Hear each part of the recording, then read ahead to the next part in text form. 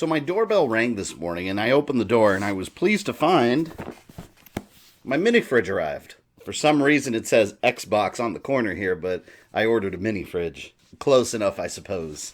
And also my Ubisoft Store exclusive, at least I think it's exclusive, Assassin's Creed Valhalla Collector's Edition. If you've been following me for a while, you know I always buy all the Assassin's Creed Collector's Editions because they always come with these little Assassin's Creed statues back here. Not that one. That one I bought separately. Actually, let me turn it on. It's a really exciting day, obviously. The launch of a new console generation comes once every, decade? I mean, I guess it's less now. It seems they're coming quicker and quicker. So today what we're going to do, we're going to go ahead and open up this. We're going to take a look at this in detail. And I'm going to open up the Xbox, hook that up, and then we're going to explore the dashboard and give a little first impressions review. See, this is one thing I like. I'm mostly digital, but I love these collector sets. They always have these steel books. Can you guys see that? There's a lot of reflection from my TV there.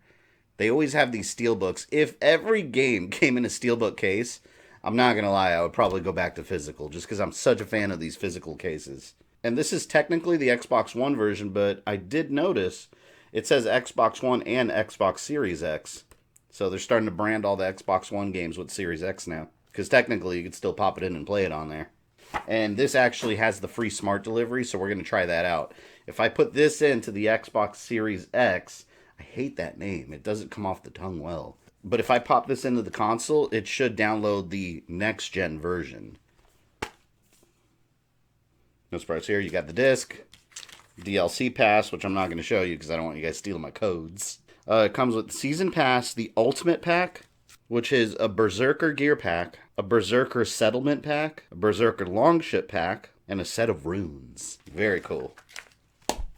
Comes with the soundtrack CD, which this, I still have my Unity one. I don't really use this. I don't really use CDs anymore. I kind of wish it came with a vinyl. I would gladly pay like 40, 50 bucks extra just to have a vinyl included. And this is the statue. It's a statue of Eivor, the female variety. There is a male version that they sell separately for like, I don't know, 60 bucks, something like that.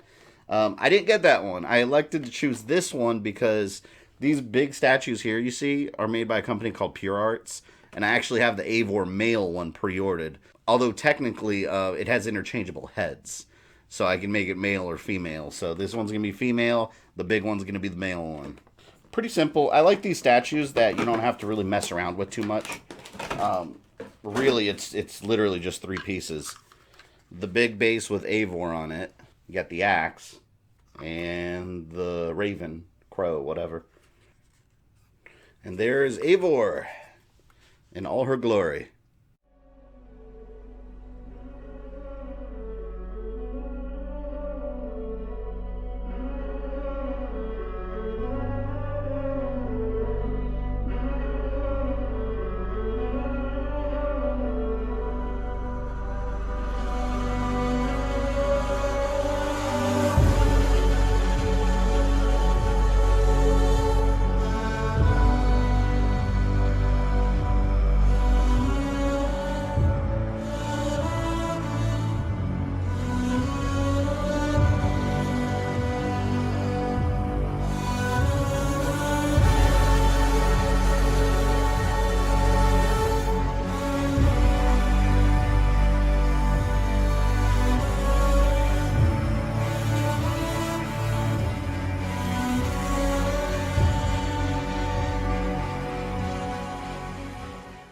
Oh, I almost forgot about this right here, too. Look at this. I laughed when I saw this. It came with a little pouch. And I was thinking to myself, what could this be? And then I remembered. It comes with a male Viking Eivor statuette. It looked a lot bigger in the picture, but when you actually look at it, look how tiny it is. It's just like a little... I mean, it's cool. It's just like a little wooden Eivor. It's very tiny. By the way, I love how the side of the box advertises 8K HDR. Up to 8K HDR high dynamic range. There's an asterisk, too. The asterisk says, requires supported content and display. Okay, so you're not getting 8K. Even if you get an 8K TV right now, you're not getting 8K. This is actually smaller than I thought. Look, I haven't unwrapped it yet, but from all the... Well, yeah, you know what? Now that I'm looking at it, it is pretty big. although still smaller than I thought. And here is the Xbox Series X mini fridge console. But if we look here, it's got like a little rubber... Yeah, it's like a little rubber stand here almost. It says Xbox Hello from Seattle. That's one thing I was wondering. These little holes here that are green, they're painted green. I thought from the pictures they could be LEDs that lit up. But no, I think it's just painted green. On the back side, damn, this is heavy for its size. There's 2 USB ports, which of course, these are not for next-gen game storage. It's for the old stuff. The storage expansion port is for next-gen storage. So you got to buy that really expensive-ass $220 Seagate expansion card. That sucks, but to be fair, it is comparable price-wise to what's out there in terms of flash memory. So HDMI out, power cord, Ethernet. That's all there is to it. Alright, before we get into the console itself, here's a look at the Series X controller, which isn't very different at all from the Xbox One controller. It feels very similar and very familiar. It really doesn't feel different at all. I like this because I don't think the original controller really needed much improvement. One aspect, though, that I don't care for that much is the circular D-pad. I never was a fan of those, but each direction clicks when you press it in, so it doesn't really feel like a circular D-pad. And another addition is that new middle button that takes screenshots and such for social media upload. Another cool feature is if you have some awesome collector's edition Xbox One controller, they're backwards compatible with the console. You just press the button on the console, press the button on the controller, and you sync them together just like you would on an Xbox One. And you can use it just fine, like you can see right here, keeping you from having to re-buy multiple controllers.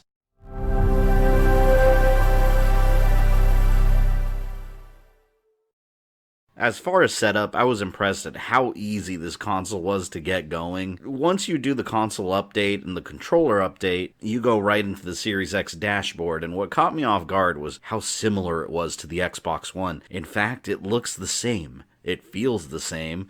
I love this. It's familiar, easy to use, and you can even import your Xbox One settings, assuming of course you're all connected online and everything. No need to re-download your entire video game library. All my games are in the same place, all my groups are organized just as they were in the Xbox One. All I did was take my Xbox One external USB hard drive and plug it into the Series X, and it's good to go. That's it. There really wasn't anything else to it. Again, it goes right in line with the message of, if it's not broken, don't fix it. They kept everything pretty much the same, and if you look at the internal hard drive storage, you have about 799 gigs free to use for game storage. You can store Series X titles on the USB storage and you can transfer them as needed back and forth, but Series X games don't run on the external hard drive. They only run from the internal storage because of the speed required, unless you did buy the new flash memory external storage. I know that can be a little confusing, but that's how it works. Now, how does smart delivery work? It couldn't be any easier. I popped in my Assassin's Creed Valhalla Xbox One disc, and the Xbox notified me right away that there was an upgrade available. The console always makes sure you get the most updated version of the game, whether it's an Xbox One disc or not. If there's a Series X version available with smart delivery, it's going to prompt you.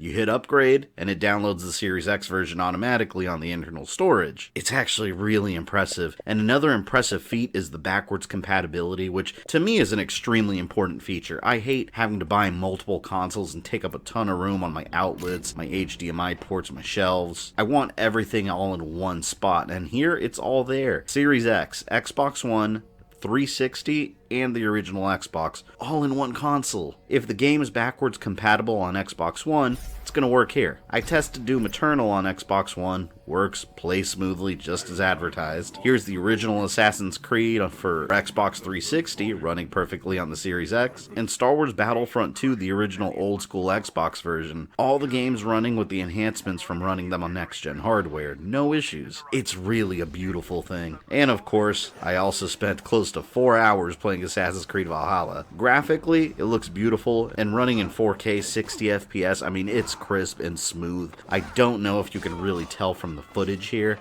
It is recorded in 4K 60 FPS, but with YouTube's compression, it may not look as impressive as with your own eyes. I just lost myself exploring every nook and cranny in the environment here, but I'm not going to talk too much about the game itself. When I'm maybe about 20 to 30 hours in, I do want to do a review on my feelings up to that point in time. But yeah, I'm going to be playing this for a while. So far with the Series X, I'm extremely happy with the console. It runs quiet. So far, I haven't had any issues, and it's one of the most user-friendly new consoles I've ever used. So if you have any questions about the Series X, let me know in the comment section below, and I'll do my best to answer them. And stay tuned for the PS5 video as well. I'll catch you guys later.